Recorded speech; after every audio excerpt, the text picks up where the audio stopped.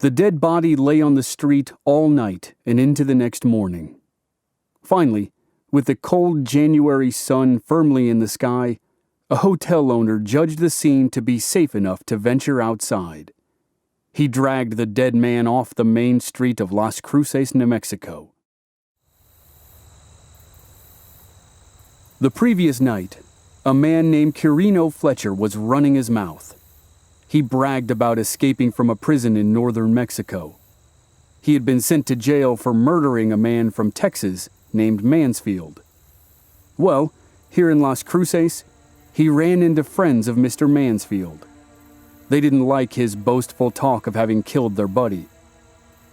Around 10:30 p.m., 3 men blasted Fletcher 6 times with their pistols. Fletcher slumped into the dirt of Main Street with bullets in his head and body. And that's where he stayed, all night long. No one was arrested for the killing, but everyone knew who did it, and they weren't about to risk offending the outlaws by touching the dead man. The next morning, a man who owned a hotel on Main Street decided they had waited long enough. He hauled Fletcher's body out of the thoroughfare. Presumably, life returned to normal shortly thereafter. Murder was a common occurrence in southern New Mexico in the 1870s, and the killers were well known in the area. It was never proved, though always suspected, that outlaw Captain Jesse Evans and 2 of his cronies murdered Quirino Fletcher on Main Street, January 19, 1876. The rampant lawlessness of Evans and his loose gang of outlaws called the Boys would eventually wear thin in the Las Cruces area, and Evans would lead his gang northeast to a county called Lincoln, where a war was brewing. When he did, he had a new recruit with him, a skinny young man who may still have called himself Kid Antrim. But because he was on the run for murder, he would soon change his name to William H. Bonney. From Black Barrel Media, this is Legends of the Old West. I'm your host, Chris Wimmer, and this is a 10-part series about the most notorious outlaw in the history of the American West, Billy the Kid. This is Episode 3, The Machine.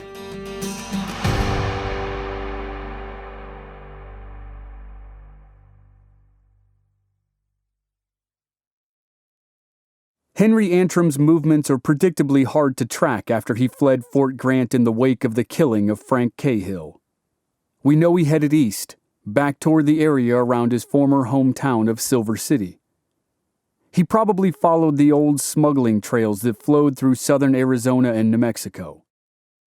If he did that, he would have run south of Silver City and ended up in Las Cruces, where smuggling kingpin John Kinney and outlaw Captain Jesse Evans waited.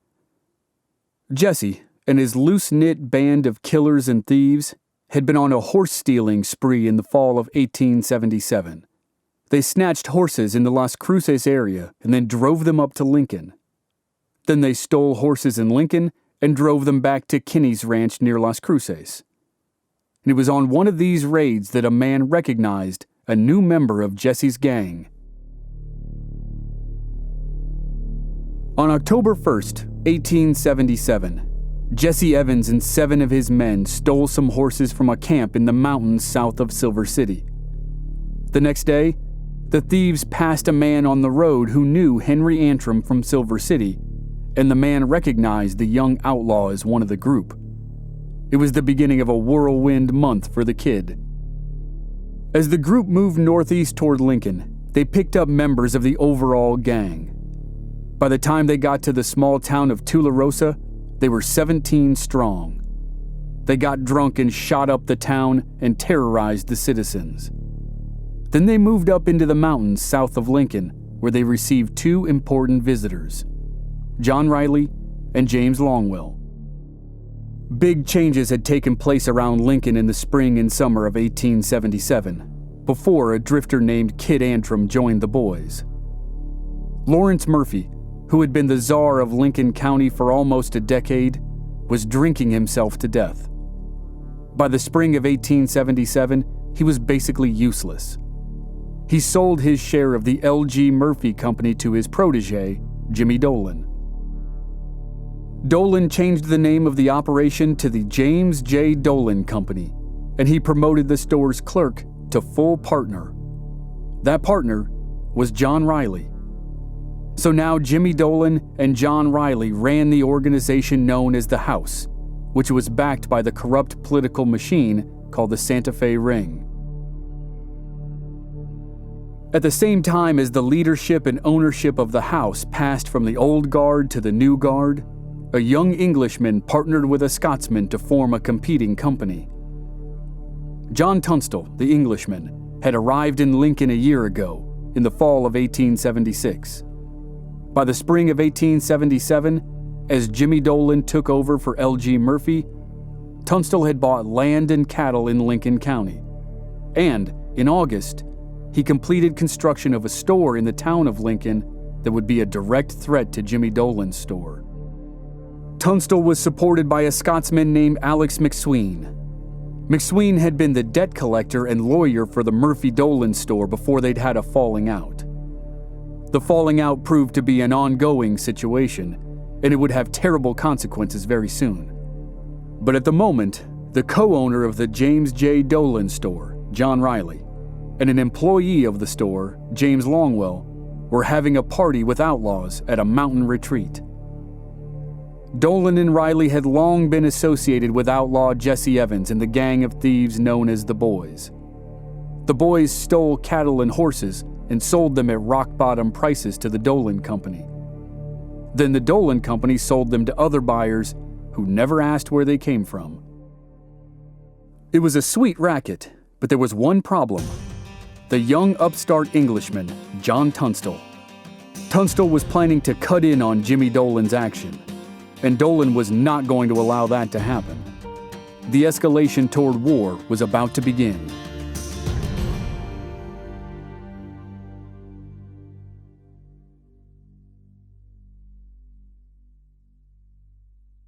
As the bonfire at the mountaintop party burned down to ashes, the group of 20 or so men split up. Some of them headed back toward Tularosa, the town they had just terrorized a couple days ago. Some of them headed east toward the Seven Rivers community. The ranchers of Seven Rivers had recently reached an uneasy truce with cattle baron John Chisholm. Chisholm had been in the area for a decade, and he had a massive ranch and a massive cattle herd. When smaller ranchers moved into the land south of Chisholm, they stole his cattle and used them to start their own herds, or sold them to Murphy and Dolan. Either way, Chisholm was mad. He and his cowboys fought the Seven Rivers ranchers, and by extension, Murphy and Dolan.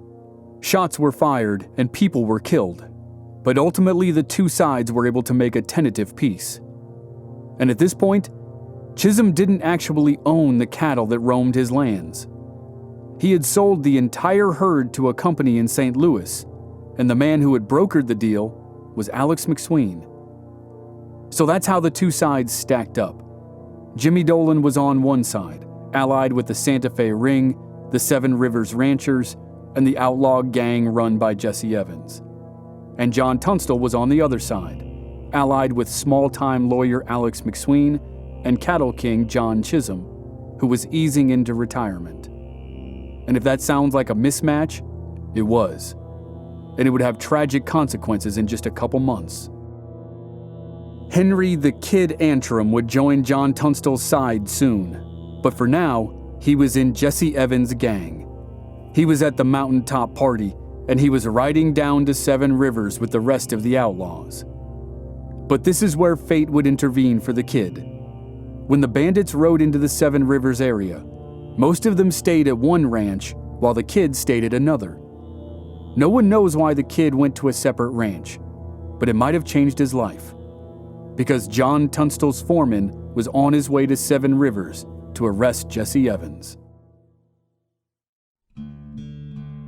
A month earlier, Jesse Evans and some of his gang, which may have included the Kid, stole horses from John Tunstall. Tunstall's foreman, Dick Brewer, grabbed a couple neighbors and chased the bandits. Brewer's friends were two men who would eventually become regulators: Josiah Doc Skurlock and Charlie Beaudry. The three men trailed the bandits all the way to Mesilla, the stronghold of smuggling kingpin John Kinney, but they couldn't recover the horses. A month later, at the same time the bandits were having a party in the mountains, Brewer was the foreman of a grand jury in Lincoln. He made sure the jury swore out arrest warrants for the horse thieves, and he was deputized as a constable to serve them. Brewer rounded up a posse, and then convinced the local sheriff to join the effort. The sheriff, William Brady, needed to be convinced because he was allied with Jimmy Dolan, which meant he was also allied with Jesse Evans, which meant he was against John Tunstall and Dick Brewer. Brady was not wild about going on this raid and possibly making enemies of both Evans and Dolan. But eventually he agreed to do his duty, and the posse rode to the ranch near Seven Rivers where the gang was rumored to be staying. The 15 men of the posse confronted the 7 bandits. Shots were fired as the outlaws mounted a brief standoff. But the bandits were outnumbered and outgunned, and they soon surrendered. Brewer took 4 men into custody, 3 of whom were Jesse Evans and his top lieutenants, Frank Baker and Tom Hill, who were stone-cold killers. As the posse headed back toward Lincoln with its prisoners, the kid had escaped the action at the ranch. He likely stayed in the Seven Rivers area while the leaders of the gang were carted off to jail by John Tunstall's foreman. During this time, the kid might have worked for cattle king John Chisholm, the arch enemy of the Seven Rivers ranchers. But like everything in the kid's life up to this point, it was short-lived.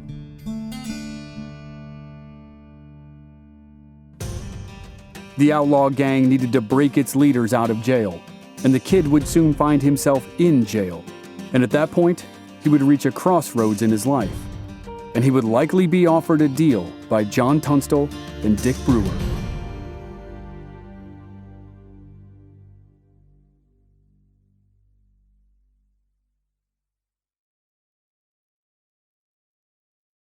Three weeks in the Lincoln jail would have been a miserable experience. It wasn't the classic Old West jail you see in movies. It was a dungeon. It was a hole in the ground with an adobe building on top of it. Jesse Evans and his 3 men were allowed out of the hole for 1 hour a day. They got an hour of exercise first thing in the morning, and for the remaining 23 hours a day, they were crammed together in a pit, which is why they were probably desperate to escape when the jailbreak finally happened in mid-November. Sometime around November 16th, a group of men who were interested in the freedom of Jesse Evans gathered outside Lincoln. They were a mix of the corrupt forces in Lincoln County. They were members of the gang. They were Seven Rivers ranchers. And they were cattlemen who worked for Murphy and Dolan. And maybe they included the kid. Overnight on the 16th, they rode into Lincoln. There were around 30 of them, all armed. And as they marched up to the jail, they found a lone guard stationed in the adobe building. For the last couple weeks, 6 guards had stood watch at all times. But tonight, Sheriff Brady had sent 5 of them home. The one man who remained looked out at 30 gunmen, and he politely stepped aside, which he had probably been told to do anyway. The men broke down the door to the dungeon with heavy rocks that had been conveniently piled next to the jail. A few minutes later, and with very little effort, Jesse Evans and his 3 men were free. They climbed onto their horses and galloped out of town. It was probably the easiest jailbreak in the history of New Mexico, and it had almost certainly been organized, or at least blessed, by Jimmy Dolan. The midnight jailbreak surprised no one in Lincoln County, least of all John Tunstall. Every man who participated in the action, from the gang members to the ranchers to the cattlemen to Sheriff Brady, was allied with Dolan. While Jesse Evans had been in jail, Tunstall had made a play to flip him. Tunstall had gone out of his way to try to become friendly with Evans and his men. He sent them gifts that included whiskey and new clothes. Tunstall still hadn't recovered the horses that had been stolen by Jesse's gang 2 months ago, and at the very least, he wanted them back. Maybe he thought he could bribe Jesse into telling him who had the animals. Or maybe, with a lot of luck, he could get Jesse to change sides and join him in a fight against Dolan. Neither happened, but it seemed like fate stepped in at this point. The person who had at least a couple of Tunstall's horses was Kid Antrim, and not long after the mob broke Jesse out of jail, the kid was arrested and thrown in the same dungeon that Jesse had recently vacated. The man who arrested the kid was probably Deputy Constable Dick Brewer, foreman of the Tunstall operation. Tunstall probably saw the kid as the next best option to Jesse Evans. The kid had been with the boys for 2 months. He knew their inner workings. He knew their relationship to Dolan, and he had impressed people in the area with his ability to ride and shoot. If Tunstall couldn't get the kid to testify in open court against Jesse Evans and Jimmy Dolan, then the kid would be an asset as a hired gun. Either option would get the kid out of jail, and he probably jumped at the chance. So, in December 1877, the kids switched sides and went to work for John Tunstall under the supervision of Dick Brewer. People still called him Kid, but by this point, if not sooner, he was using the name William H. Bonney.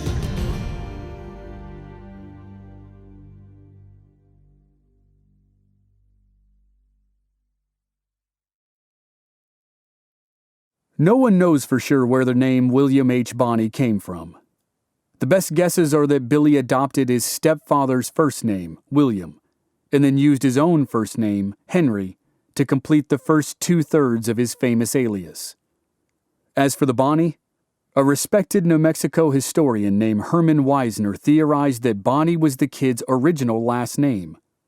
He said the kid was not from New York, but from Missouri.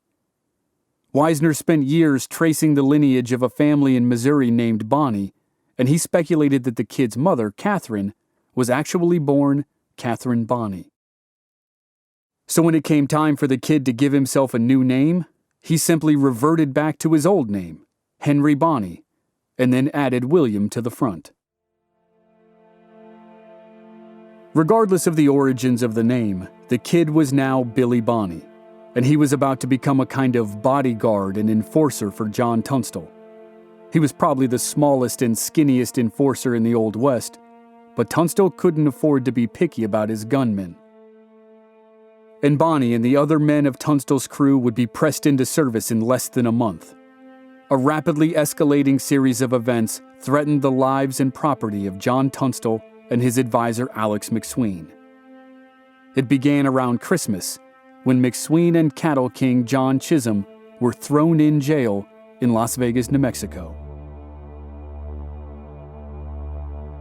McSween and his wife Susan and John Chisholm were headed to the East Coast for an extended trip. Jimmy Dolan, a master manipulator, used this innocent vacation as the catalyst to begin the downfall of John Tunstall. McSween had successfully collected about $7,000 of the $10,000 life insurance policy of Emil Fritz, the first business partner of L.G. Murphy. The money was supposed to go to Fritz's brother and sister in Lincoln County, but McSween was withholding it until he was sure he could get his commission. After all the fees and expenses, the brother and sister would receive about $2,000 of the $7,000 total. But this gave Jimmy Dolan the chance to force the power of the Santa Fe ring onto McSween and then Tunstall. Dolan sat down with the brother and sister. He convinced them that Alex McSween was actually fleeing the territory, that he was moving to the East Coast, and he was stealing their money. They agreed to charge McSween with embezzlement. With Dolan guiding them, the brother and sister claimed McSween owed them $10,000, which was a lie, and everyone knew it.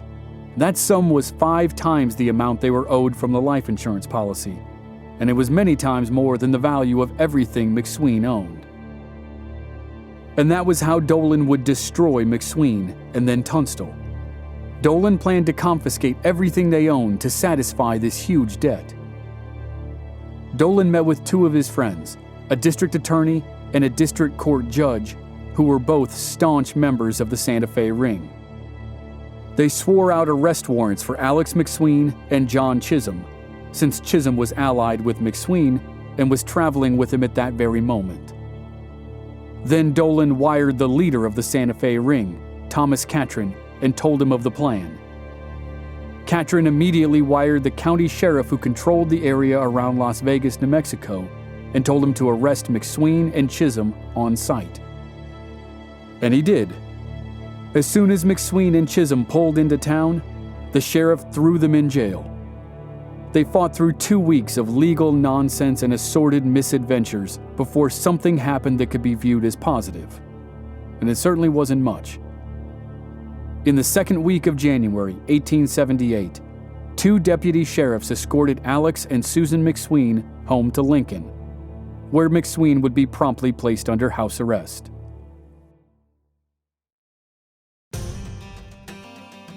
John Chisholm was still stuck in jail in Las Vegas, choosing to fight the legal battle from there. As soon as McSween returned to Lincoln, the real fight began.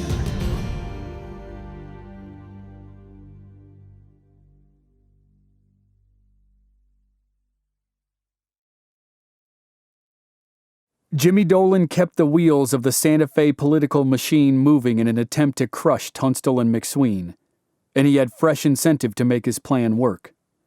The house, owned by Dolan and Riley, was basically bankrupt. Dolan took one last drastic step to keep his business afloat. He mortgaged everything to the leader of the Santa Fe Ring, Thomas Catron. All the land, all the livestock, all the buildings, all the goods in the stores.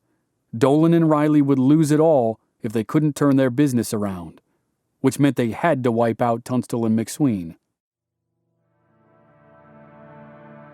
The meeting that brought all the combatants together one final time happened in early February at the home of the district court judge down in Mesilla, outside Las Cruces. It was a hearing to settle the dispute over the life insurance money. McSween had to answer to the charge of embezzlement.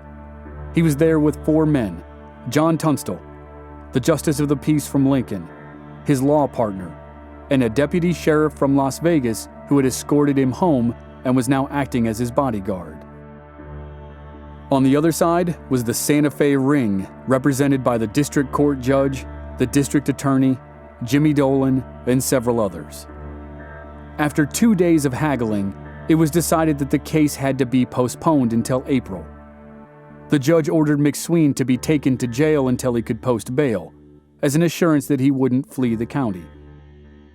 McSween said he could post the bond immediately, but the district attorney refused to accept it, which meant McSween was guaranteed to go to the dungeon when he returned to Lincoln.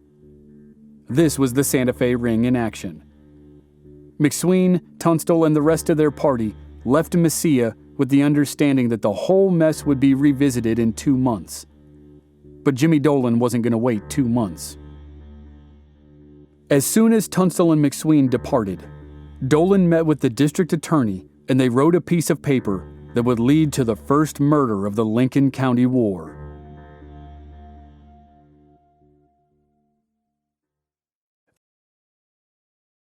Emil Fritz's brother and sister still claimed McSween owed them $10,000. Jimmy Dolan and the lawyer for the brother and sister worked with the district attorney to prepare a civil suit against McSween for $10,000. As a security for the lawsuit, Dolan asked the district court judge to issue a writ of attachment for McSween's property. This meant Dolan could seize everything McSween owned until it added up to $10,000. And then Dolan went one step further. Because it appeared to everyone that McSween and Tunstall were business partners, Dolan would attach Tunstall's property to the court order as well. This was the master stroke. Now Dolan could use the sheriff of Lincoln, his friend William Brady, to confiscate all property owned by McSween and Tunstall and hold it until the legal proceedings were done, which would be at least 2 more months. As McSween and Tunstall made the long journey back to Lincoln, they had no idea Jimmy Dolan had just sealed their fates. Dolan, accompanied by Jesse Evans and his outlaws, raced ahead of Tunstall and McSween. He arrived 2 days before his enemies and quickly put his men to work. Dolan's business partner, John Riley, gleefully swept out the dungeon cell in anticipation of McSween's arrival. Sheriff Brady enlisted some men to catalog everything in McSween's house for the writ of attachment, including the house itself. When Tunstall and McSween finally returned to Lincoln, they discovered they were in serious trouble. The deputy sheriff who was guarding McSween realized it could be a death sentence to give McSween to John Riley and Sheriff Brady. Any number of accidents could happen in that dungeon. The deputy refused to turn McSween over to Brady. He kept McSween under house arrest for his own protection. John Tunstall was free to move about as he pleased, and when he found Brady and Brady's goons taking inventory in his store, he was furious. He grabbed his best friend, Robert Weidenman, and 2 of his hired guns, Billy Bonney and Fred Waite, and marched over to his store. Tunstall and Weidenman strode inside with pistols strapped to their hips. Billy Bonney and Fred Waite stood outside the door with Winchester rifles cocked and ready. Tunstall had no problem using violence to protect his interests. That's why he had a whole ranch full of men who were good with guns. But he wasn't stupid. In Mesilla a couple days ago, Jimmy Dolan had tried to pick a fight with him. Dolan had drawn his gun 3 times and dared Tunstall to engage in a shooting match. But Tunstall stayed cool. He refused to participate. Now, Tunstall and Weidenman squared off with Brady and Brady's minions. Tunstall threatened Brady. He said everyone in the store would pay a heavy price if this charade continued. And surprisingly, Brady relented a little bit. He removed 6 horses and 2 mules from the inventory list and allowed Tunstall to take them to his ranch. Tunstall instructed Weidenman, Bonney, and Waite to drive the animals to his main ranch on the Feliz River. For the moment, a bloody confrontation had been avoided. Tunstall was not going to shrink from a fight, but right now, at his store in the middle of town, it was not the time or the place for a gun battle. When the battle finally happened 7 days later, Tunstall would not see it coming. He would not get to choose the time or the place, and he would suffer for it.